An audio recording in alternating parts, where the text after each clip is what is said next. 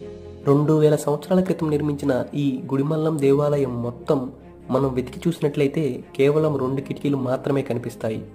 ఈ 2 కిటికీలని మనం గమనించినట్లయితే ఒక కిటికీకి 15 రంధ్రాలు ఉంటాయి. ఈ 15 రంధ్రాలు ఒక నెలలోని 15 తిథులను సూచిస్తాయి. అలాగే మరో కిటికీకి మొత్తం 9 రంధ్రాలు ఉంటాయి. ఈ 9 రంధ్రాలు 9 నవగ్రహాలను సూచిస్తాయి.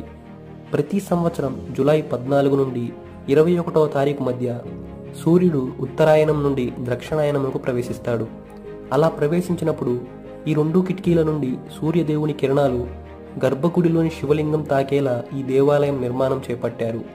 అంతేకాకుండా ప్రతి 60 సంవత్సరాలకు ఒకసారి ఈ దేవాలయం కింద ఉన్నటువంటి స్వరంగ మార్గముల ద్వారా స్వర్ణముఖి నది ఈ దేవాలయం గర్భగుడిలో ఉన్నటువంటి శివలింగాన్ని పూర్తిగా అభిషేకిస్తుంది. ఇది 2005 డిసెంబర్ 4వ తారీఖున జరిగింది. మరలా తిరిగి 2065 సంవత్సరంలో జరుగుతుంది.